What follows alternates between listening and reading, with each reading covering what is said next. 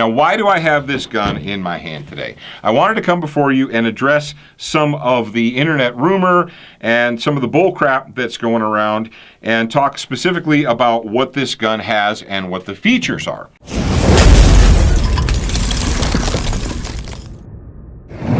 Hey folks, Paul Markle from Student of the Gun Radio and Television, and today what I have in front of me is the VSKA, or Vermont Stamped Kalashnikov Rifle from Century Arms. All right, step number one, remove the ammunition source.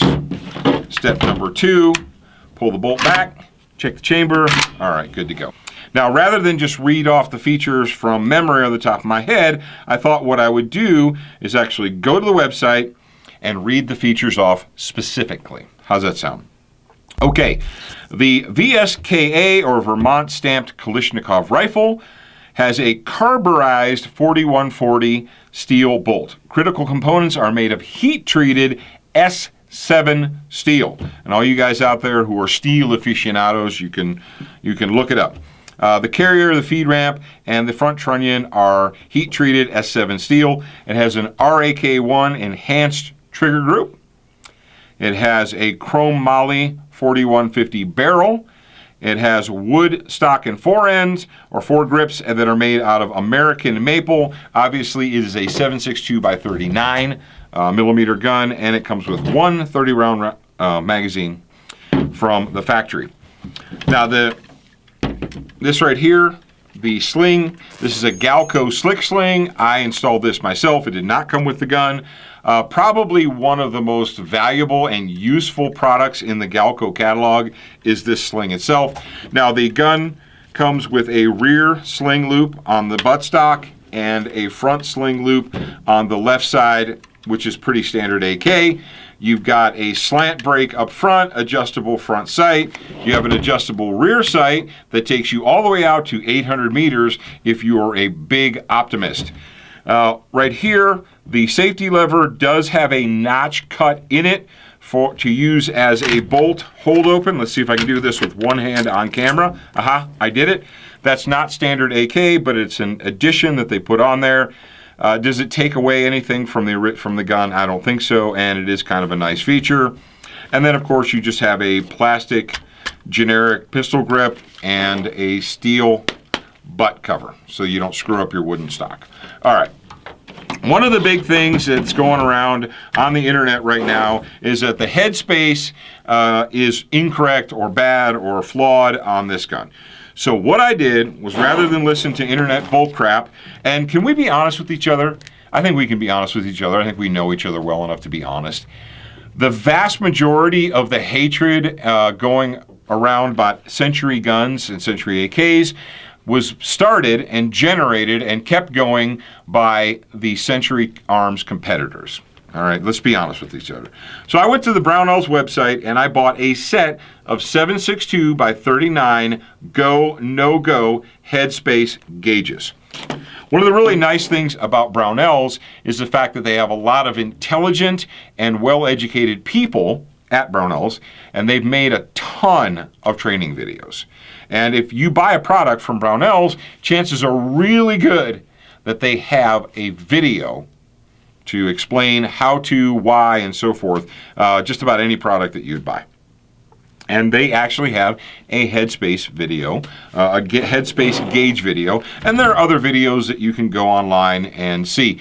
Now, one of the things that I was taught or told to do is to treat your headspace gauge. These are very precision instruments right here, these headspace gauges. They're made of stainless steel, and you're supposed to treat them, I think they said, like glass. Don't drop them, don't bang them around. They're very, well, they're designed very precisely to work. Now, this one right here, this is a go gauge. Now, how does that work? Well, in order to do this and to show you how, I'm going to go ahead and take the dust cover off and expose the internal workings of this gun. I'm going to go ahead and remove the dust cover. If you don't know how to do this, refer to your owner's manual. But basically, you just take the spring tension off by pushing in the rear button, push that in, lift up, Set that aside. Now, if I was going to disassemble this gun, I would just go ahead and pull the spring out, pull the guts out, and so forth. I did that when I first got this gun. When I first got it, I disassembled it. I used the Frog Lube solvent to get all the existing grease and oil off of it. Then I treated it with Frog Lube Extreme, and we've shot it like that ever since. Now, in order to use the go, no-go gauges, what I'm going to do is I'm going to pull this back, open the bolt, see if I can do this on camera. I'm going to take the go gauge, set it into the chamber. Now, I'm not going to slam the bolt forward. I'm just going to allow the spring pressure to close the bolt. All right, there we go. So the go gauge seats correctly. It's good to go. Pull it out. It ejects onto the plastic table. We're good to go. All right, now we have the no-go gauge. I'll pull this out and I keep them separate. The no-go gauge, again, for the camera, I'll pull this back, hold it open, take the no-go gauge, and I will drop it into the chamber. Then again, I will release the bolt. It does not close. Now, I'm not going to slam it. I'm not going to try. I'm just going to use the spring, the natural tension from the spring, to try and close it. It doesn't close. All right, I'm good to go. Pull it out, set it aside. And now they do say go, no go on them, but I like to keep them in separate bags so they're not banging together. Now, recently Jaeger did a video and he talked about go, no-go gauges, and also there's another thing called a field gauge. I don't have a field gauge. You can get one if you want. I just wanted to do that quick demonstration because there is so much bullcrap going on right now on the internet about the VSKA rifle. Like I said, I've been to the range several times with this gun. I have several hundred rounds through it. I'm going to continue.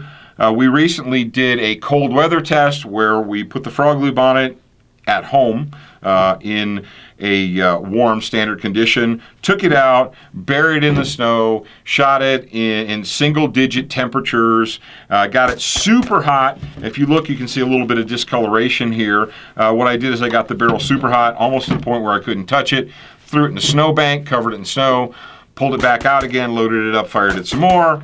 Zero problems, zero issues with this gun. So this is the Century Arms VSKA rifle, the enhanced version of their original stamped receiver made in the USA AK. And so far we have zero problems. And as you saw, we used the go, no-go gauges and they work just fine.